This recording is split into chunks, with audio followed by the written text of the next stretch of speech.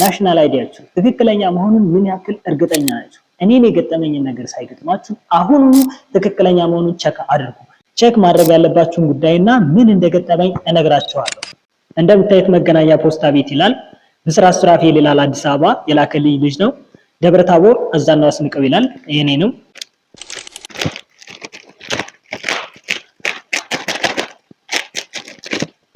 ከአዲስ አበባ በፖስታ ያስላኩትን ዕቃ ላሳያችሁ። ይህንን ዕቃ ለመቀበል ፖስታ ቤት ሄጄ ነው። ናሽናል አይዲ ችግር አለበት፣ ትክክለኛ አይደለም። ናሽናል አይዲያችን ትክክለኛ ካልሆነ ለብዙ ነገሮች ያጋልጠናል። ስለዚህ ማስተካከል ያለባችሁ ወሳኝ ጉዳይ ነው። ከነገሩኝ አንፃር ተነስቼ ናሽናል አይዲያችሁ ትክክለኛ መሆኑን አለመሆኑን እነግራችኋለሁ። እስከ ቪዲዮ ፍጻሜ ድረስ አብራችሁን ቆዩ። ቪዲዮ ላይክ፣ ሼር፣ ቻናል ሰብስክራይብ ማድረግ እንዳትረሱ። ምን እንደሆነ ዕቃውን ላሳያችሁ።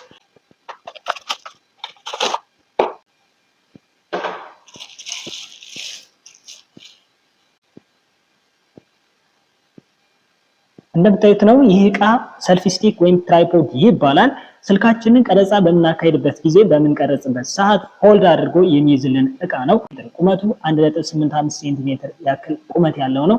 ሪሞት አለው። እያንዳንዱ ነገር ከፍቼ ላሳያችሁ። በመጀመሪያ እዚህ ላይ እንፈታዋለን። ይሄንን ይመስላል። እዚህ ላይ ብሎን አለው። እንደዚህ ይፈታል።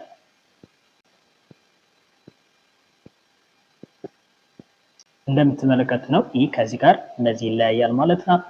ብረን መልሰን እናስረዋለን።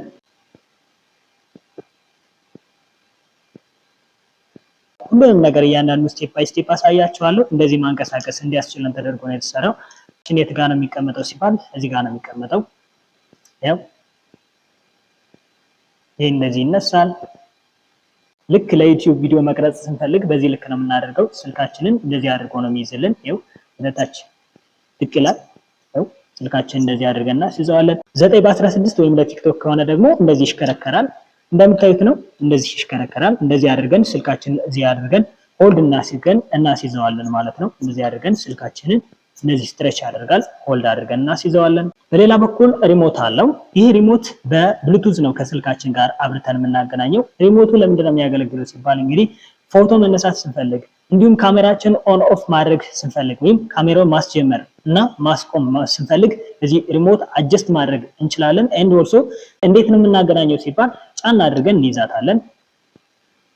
ጫና አድርገን ስንይዛት ላይት ያሳየናል። እንደምታዩት ነው። ይህን ላይት ያሳያል ጫና አድርገን ስንይዘው።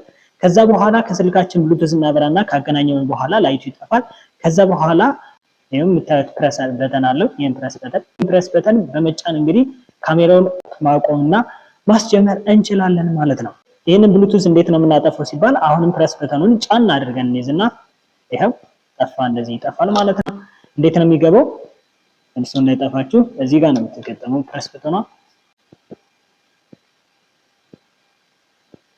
ሌላኛው ቁመቱ ምን ያክል ርዝመት ነው ብያችኋለሁ። 1.85 ሴንቲሜትር ያክል ርዝመት አለው ብያችኋለሁ። ያው እንደምታዩት ነው። በሌላ በኩል እንዲቆም ለማድረግ ደግሞ ይህን እንዴት ነው እንደምፈታው ላሳያችሁ። ከታች ይሄ አለ። ይሄን ነው እዚህ ጋር እንፈታዋለን። ከፈታን በኋላ ልክ እንደዚህ ነው የምንጫነው። ይሄው ከታች ያለውን ስንጫነው ልክ በዚህ ልክ ወደ ታች ይወርዳል ማለት ነው። እንደምታዩት በዚህ ልክ ይወርዳል። እንደልሰው ስንዘጋውም ልክ እንደዚህ ያስላኩት እንግዲህ ከዲዜድ ኤሌክትሮኒክስ አዲስ አበባ ነው ማለት ነው። ዲዜድ ኤሌክትሮኒክስ ብስራት ሱራፌል በጣም ለታማኝነትህ አመሰግናለሁ።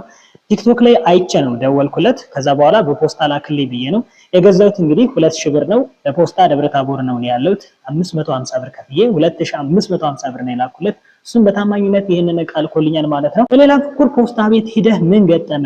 ናሽናል አይዲስ ለምንድን ነው ትክክለኛ አይዲ አይደለም የተባለው የሚለውን ንገራችሁ። ይህን ናሽናል አይዲ የዛሬ 3 ዓመት እንግዲህ አሻራ ሞልቼ ከዛ በኋላ ኤፍሲኤን ወይም ፋይዳ ነምበር ሲደርሰኝ ናሽናል አይዲን ዳውንሎድ አደረኩኝና ውጭ ላይ ያሉ ማተሚያ ቤቶች ሄጄና ያሳተምኩት። እናም ይሄ ናሽናል አይዲ ምንድነው ፎርጅድ ነው ያለው። ኦሪጂናሉ አይደለም። ሪደር አያነባውም። ማሳተም ያለባችሁ ወይ ኢትዮ ቴሌኮም ቴሌ ላይ ነው አሊያም ደግሞ ፖስታ ቤት ነው። ሌላው ፎርጅድ ነው። ስለዚህ ሪደር አያነባውም። ልክ እንደኔ ናሽናል አይዲያችሁን ውጭ ላይ ያሳተማችሁ ልጆች ለብዙ ችግሮች ስለሚያጋልጣችሁ አሁኑኑ ወይ ወደ ቴሌ ሄዳችሁ አሊያም ፖስታ ቤት ሄዳችሁ ልክ ኦሪጂናል ማሳተም ይኖርባችኋል ማለት ነው። ናሽናል አይዲ ያላወጣችሁ ልጆች ለእናንተም ትምህርት ይሆናችሁ፣ ብራችሁን አትበሉ። ኤንድ ኦልሶ ፎርጂድ የሆነ ናሽናል አይዲ እንዳታሳትሙ። ማሳተም ያለባችሁ ወይ እዛው ቴሌ ላይ ነው አሊያም ፖስታ ቤት ነው። ጥንቃቄ አድርጉ። ይህን ማስታወቂያ ተመልከቱት። ይህ ማስታወቂያ እዛው ፖስታ ቤት ተለጥፎ ያለ ኢትዮ ቴሌኮም ያወጣው ማስታወቂያ ነው። ላንብብላችሁ። የጥንቃቄ ማሳሰቢያ። ክቡራን ደንበኞቻችን ኢትዮ ቴሌኮም እያከናወነ ባለው የብሔራዊ መታወቂያ ምዝገባ ሂደት በአሁኑ ወቅት ለብሔራዊ መታወቂያ ካርድ ህትመት እና ስርጭት ፈቃድ የተሰጣቸው ራሱ ኢትዮ ቴሌኮም እና የኢትዮጵያ ፖስታ አገልግሎት ብቻ መሆናቸውን እያሳወቅን ከሁለቱ ድርጅቶች ውጪ ባሉ ሌሎች የግል ድርጅቶች በሚደረግ ግንኙነት በህትመት ጥራት ጉድለትና ህጋዊነት ላይ ለሚመጣ ማንኛውም ቅሬታ ኩባንያው ኃላፊነት የማይወስድ መሆኑን እያሳወቅን ደንበኞቻችን አስፈላጊውን ጥንቃቄ እንድታደርጉ እናሳስባለን። ውድ የጽናት ሚዲያ ቤተሰቦቼ የዛሬው ቪዲዮ ፕሮግራማችን ይህን ይመስላል። በቀጣይ በሌላ ቪዲዮ እስከምንገናኝ ቸር ሰንብቱ። ሁላችንን ፈጣሪ ይጠብቀን። ደህና ሁኑ። ባይ ባይ።